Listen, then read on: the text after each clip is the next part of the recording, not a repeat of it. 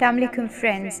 हमें ये पता होता है कि कोई हमसे कीना या बुग़्ज़ रखता है या हसद रखता है, लेकिन क्या कभी हमने ये सोचा कि हम भी कीना, बुग़्ज़ और हसद से गुज़रते हैं? हम सब गुज़रते तो हैं, इसकी मिक़दार कम या ज़्यादा हो सकती है, बट ये 100% तय है कि सब गुज़रते हैं अगर हम इंसान हैं, क्योंकि इंसान इस तरह के स्टेट ऑफ माइंड से गुज़रता है। बड़ी तादाद लोगों की ऐसी है जिन्हें पता ही नहीं होता कि वो हसद, बुग़्ज़, कीना जैसी हालत में हैं। आपके जहन में कुछ भी चल रहा हो, उसका एक एक्सप्रेशन बनता है। मतलब मुमकिन है हसद की वजह से आप किसी को सलाम ना करें, किसी को घूर के देखें, ये भी मुमकिन है हसद की वजह से टांग खींच दें, इल्ज़ाम लगा दें या उसकी जान लेना चाहें। हसद किसी भी हद तक जा सकता है।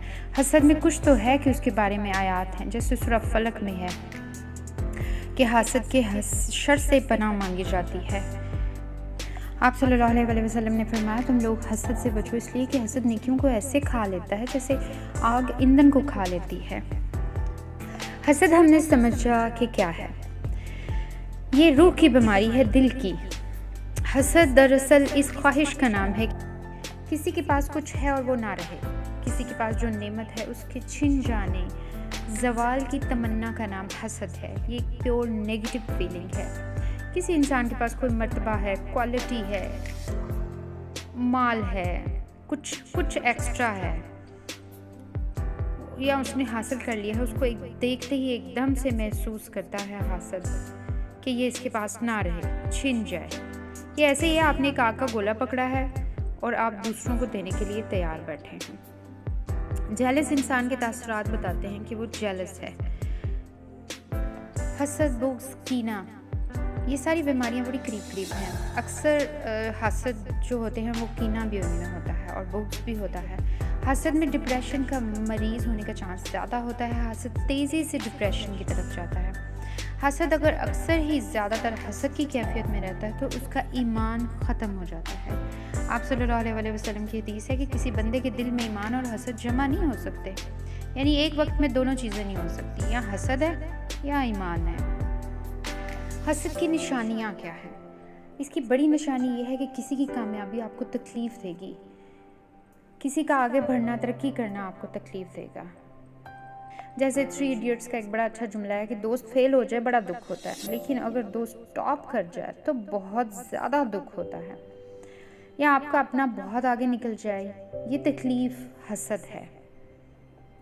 एक और हसद की हालत है कि उसको क्यों मिला, इस नालायक को मिल गया, ये फलाने दा मुंडा ओ कित्थों अगे निकल गया।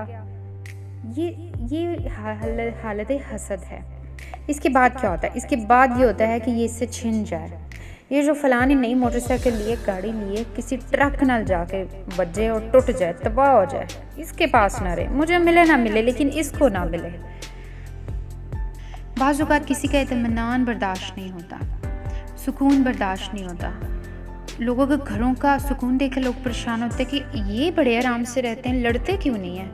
असी तो लड़ के चुंझां तोड़ ली हैं, हमारी तो दुमें उतर गई, वखियाँ भज गई हैं, ये आराम से बैठे हैं। ये सब हालत हसद है। ख़ानदान और बरादरी में जल्द महसूस हो जाता है कि फ़लाँ हसद है, खुश नहीं रहता, आपकी कामयाबी, आपकी तरक्की से जेलस फील करता है।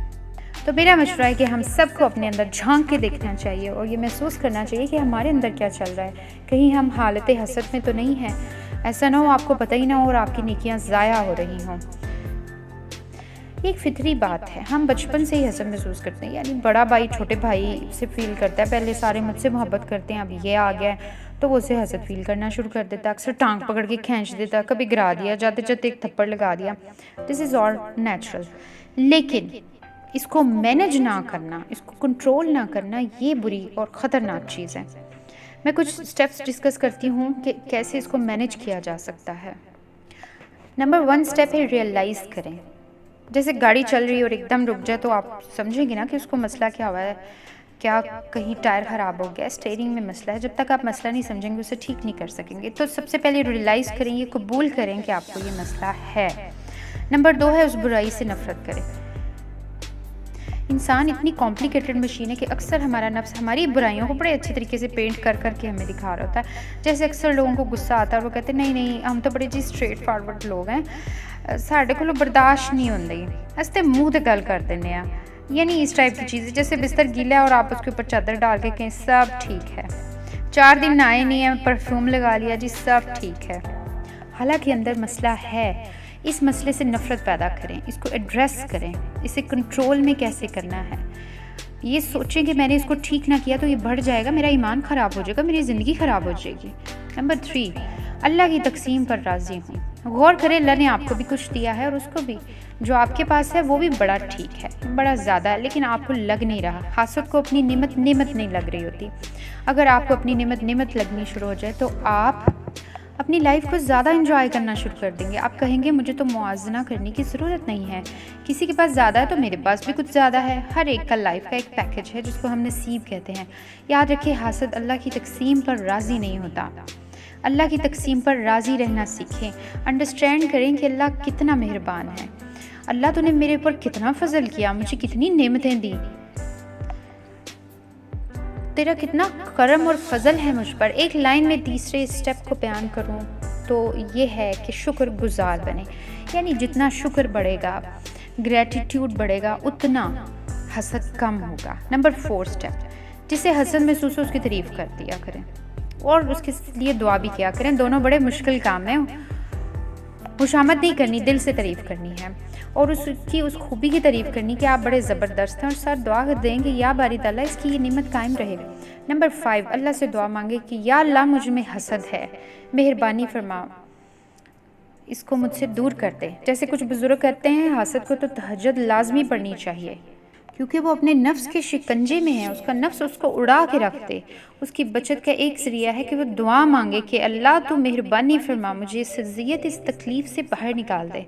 नंबर 6 स्टेप है सखी बने। जिसका हाथ खुलता है उसका दिल भी बड़ा होता है। अक्सर हासिद जो होते हैं उनके दिल छोटे होते हैं। हालते हसद वाले जमा तफरीक करने के इतने आदी हो जाते हैं, जैसे उनको हमेशा दूसरों के पास ज़्यादा लगता है और अपने पास कम लगता है, और ये करते करते दिल इतना छोटा होता है लेकिन उन्हें लगता है ही नहीं है, ख़त्म ही हो गया, मुक ही गया है। तो जब आप बांटते हैं, तकसीम करते हैं तो शुक्रगुजारी आजिज़ी बढ़ती है। आप सल्लल्लाहु अलैहि वसल्लम के पास एक सहाबी गए और कहा दिल की सख्ती को कैसे कम करें, तो आपने फरमाया 2 काम करो, एक तो मिस्कीन को खाना खिलाओ, दूसरा यतीम के सर पे हाथ फेरा करो। दरअसल दोनों ऐसे किरदार हैं कि एक के पास बाप नहीं, उसके दर्द को महसूस करें, दूसरे के पास खाना नहीं, उसके दर्द को महसूस करें। इनमें से नरमी पैदा होगी। अब आपको लगे कि मेरे अंदर हसद है और ये मुझे उड़ा के रख देगा, तो इससे कंट्रोल करने की कोशिश करें। जैसे बार बार खांसी आए तो सिरप लेते हैं ना, इसी तरह इसको भी कंट्रोल करना चाहिए। अगर आपके दिल की दुनिया, जो कि बहुत बड़ी दुनिया है, अगर इसमें हसद आ गया है तो खुदारा इसको एड्रेस करें। ऐसा ना हो ये आपकी नेकियां उड़ा दे और आपकी शख्सियत को तबाह कर दे। तो आज से कोशिश करते हैं खुद के अंदर झांकने की, ये समझने की कि आया मैं इस कैफियत से तो नहीं गुजर रहा, और इसको आज से ही कंट्रोल करने की कोशिश करते हैं। दुनिया में कुछ भी नामुमकिन और मुश्किल नहीं है। आइए इस हसद की फीलिंग को उड़ा के रख दें, क्योंकि इंसान से ज़्यादा ताकतवर कुछ नहीं है। ये दिल की बीमारी है। अपने दिल को स्ट्रॉन्ग करें। अगर दिल स्ट्रॉन्ग है ना तो ईमान स्ट्रॉन्ग है। अगर दिल या रूह कमज़ोर है तो हर चीज़ कमज़ोर है। शुक्रिया।